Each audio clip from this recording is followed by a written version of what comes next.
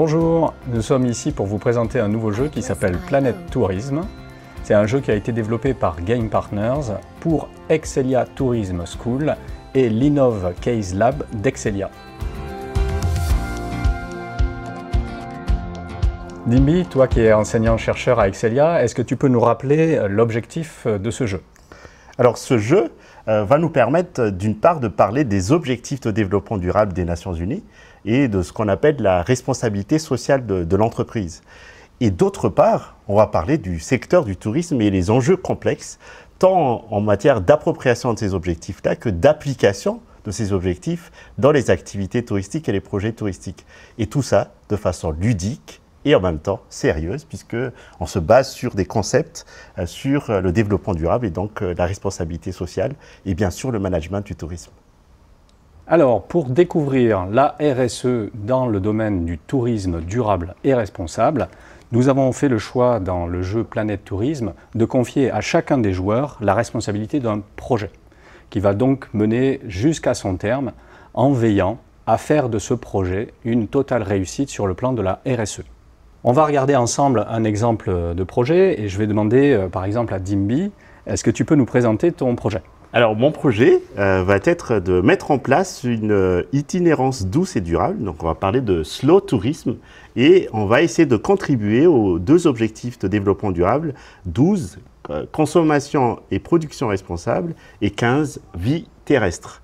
Qu'est-ce que c'est que le slow tourisme? C'est tout simplement de mettre en place un séjour de courte durée et en même temps d'imaginer une itinérance douce, des activités slow, douces, durables, avec bien sûr derrière des parties prenantes pour lesquelles je dois bien sûr les intégrer pour que ce soit réellement du développement durable. Donc dans Planète Tourisme, on a fait le choix de responsabiliser tous les joueurs en leur donnant donc la responsabilité d'un projet qu'ils vont devoir mener jusqu'à leur terme en faisant de ces projets des vraies réussites sur le plan de la RSE. Pour illustrer un petit peu ces projets, on va demander à Clara de nous présenter son projet. Tout à fait Arnaud. Donc mon projet s'intitule Démarketing. L'objectif de ce projet, comme on a une indication ici, ça va être de réguler la surfréquentation des espaces touristiques et notamment d'essayer de limiter le marketing autour de ces espaces pour faire en sorte qu'il y ait moins de touristes, moins d'affluence sur ces lieux et les protéger davantage. À ce propos, on répond à deux objectifs de développement durable qui sont la protection de la vie aquatique, le numéro 14, et le numéro 15, la protection de la vie terrestre. Alors, que veut dire réussir un projet RSE? Eh bien, ça va se mesurer sur plusieurs critères. Le premier critère fondamental va être d'élever les dimensions RSE de son projet, comme le social, la dimension environnementale et la dimension économique, au maximum possible. Il faudra ensuite associer des parties prenantes, une organisation citoyenne, un organisme public, une collectivité ou un service de l'État et un partenaire. Il faudra également réaliser un certain nombre d'actions RSE qui vous seront demandées par chacune de ces parties prenantes et réaliser enfin une action RSE qui est directement associée à votre projet. Alors pour mettre en place la partie, vous allez devoir doter chaque joueur d'un certain nombre d'outils et notamment son tableau de bord qui va permettre au joueur donc de piloter l'avancement de son projet. Vous allez lui donner des petits indicateurs ici pour qu'il puisse mesurer la progression de ces indicateurs RSE. Chaque joueur va être doté d'un budget de 550 sols qu'il va devoir investir dans ses actions RSE. Et vous allez ensuite le doter de ces 4 parties prenantes qu'il va devoir chercher à associer à son projet. Nous allons commencer par toi, Clara. Quelles sont les parties prenantes que ton projet te demande d'associer? Où est-ce que je peux trouver ça, Arnaud? Au dos de ta carte. Ah oui, super. Alors, pour le projet Démarketing, j'aurais besoin, en tant qu'organisme public, de la carte Parc Naturel, s'il te plaît. Alors, je vais chercher la carte Parc Naturel. La voici. Merci bien. Et ensuite, j'ai indiqué comme partenaire les médias. Les médias, regardons dans les partenaires, voici la carte, pardon, c'est pas celle-là, voici la carte médias. Merci. Et je te donne maintenant au hasard une organisation citoyenne et une collectivité service de l'État. de telle sorte à ce que tu aies une partie prenante de chaque catégorie. Très bien, merci.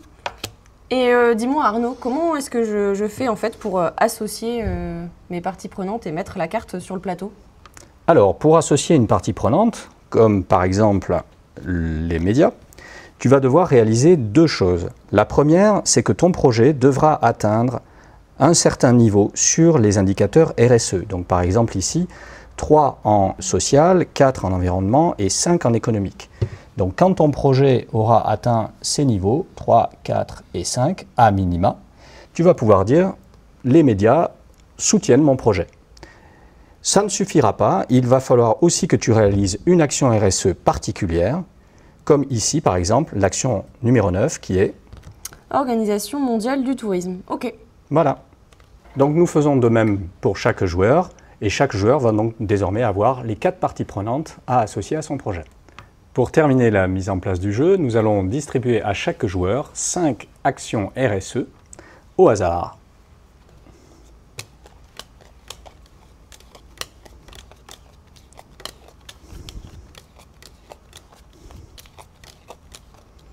Prenez vos cartes.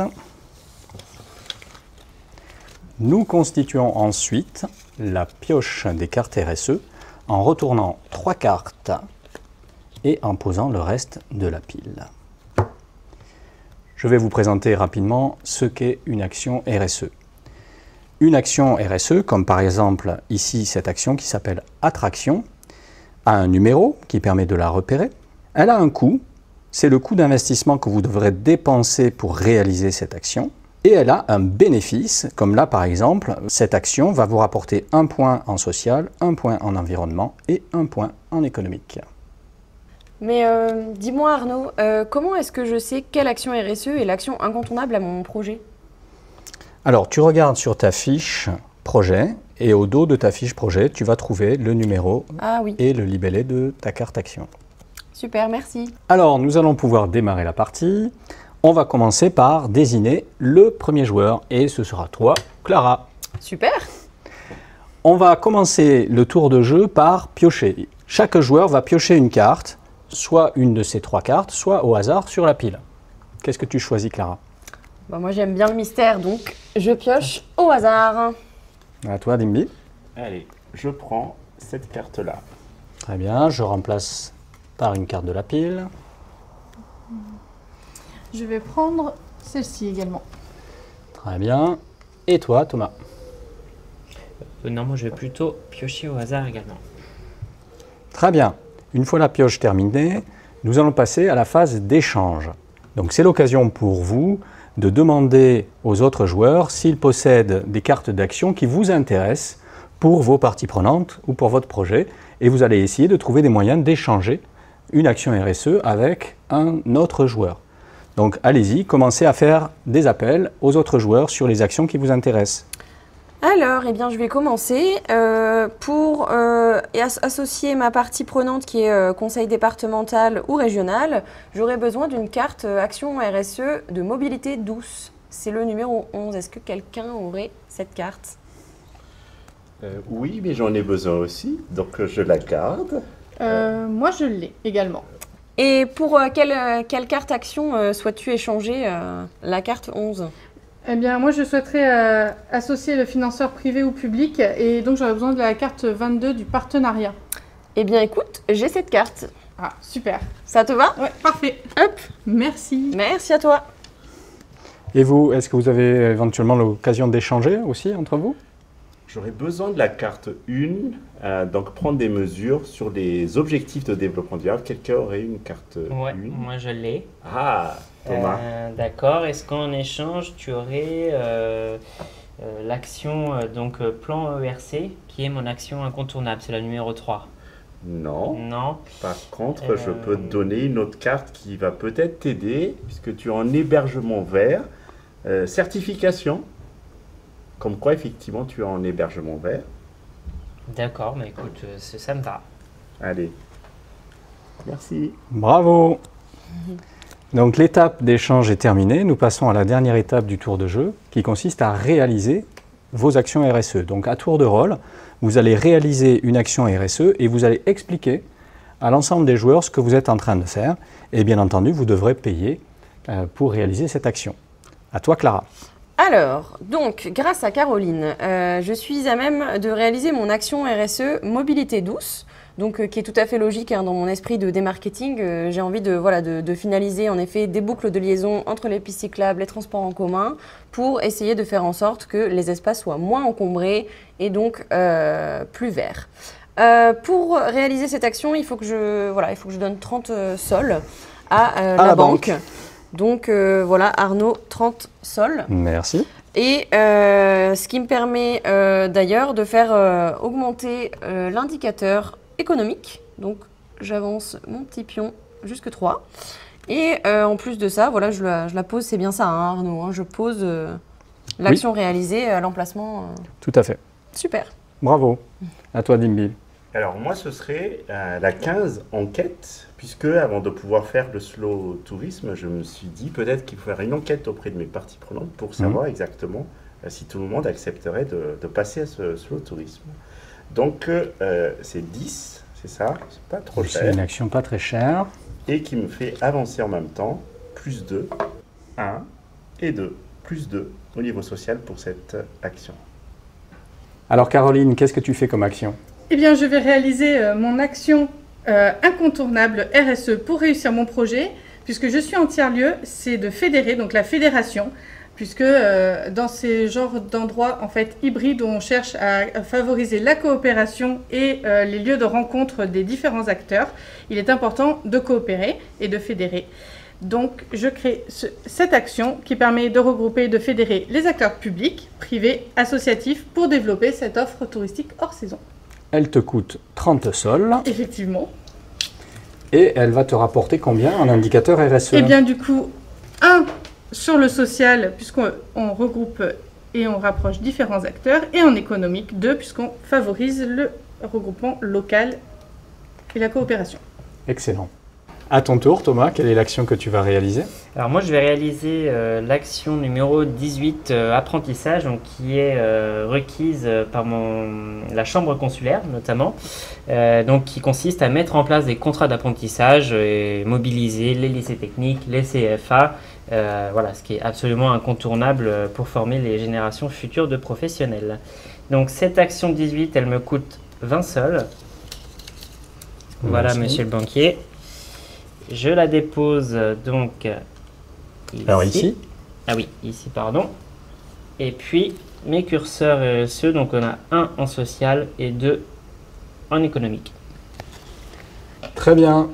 Le tour se termine et nous allons maintenant continuer à tourner comme ça, un tour chacun, en piochant, en réalisant des actions RSE, en faisant des échanges, jusqu'à la fin de la partie. Est-ce que c'est moi qui garde le premier joueur ? Non, non, non. Maintenant, c'est Dimby qui est premier joueur. Ça change à chaque tour.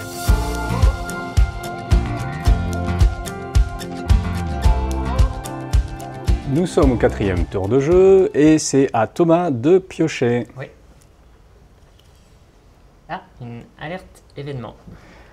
Et oui, effectivement, la vie des projets en RSE n'est pas un long fleuve tranquille. Il se passe des événements et des imprévus auxquels vous allez devoir faire face. Donc, je vais vous donner à chacun un événement que vous allez résoudre. Merci. À commencer par toi, Thomas. D'accord, donc une association vous alerte sur la présence d'habitats naturels à sauvegarder et vous décidez de les préserver. Donc ça me coûte 10 sols. Oui. Ça me rapporte 1 sur mon curseur environnement RSE. Très bien. Et toi, Clara, qu'est-ce qui t'arrive ? Bon, moi cet événement il n'est pas très positif puisque il y est écrit que vos travaux entraînent la destruction d'arbres protégés. Une organisation citoyenne porte plainte. Ah. Oui, pas de chance. C'est pas de bol. Donc, moi, on me demande de donner 20 sols à la banque. Donc, voilà, je vais casser mon Tu casses ta tirelire. Très bien. Et toi, Dimby, qu'est-ce qui t'arrive ? Une espèce protégée découverte sur le territoire. Je dois donc réaliser une action de protection. Je paie 10 à la banque, mais par contre, j'avance en environnement. Et toi, Caroline? Eh bien, j'ai une nouvelle exigence réglementaire qui impacte le projet. Donc, je dois piocher une partie prenante, organisme public, et elle remplace l'actuelle.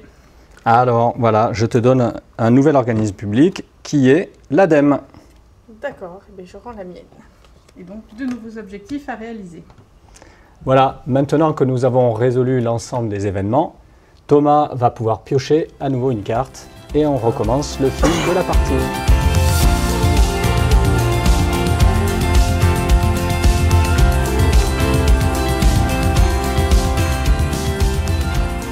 Nous voici arrivés à la fin du jeu. Nous avons réalisé ensemble 10 tours de jeu, ce qui vous a permis donc de réaliser chacun 10 actions RSE pour votre projet.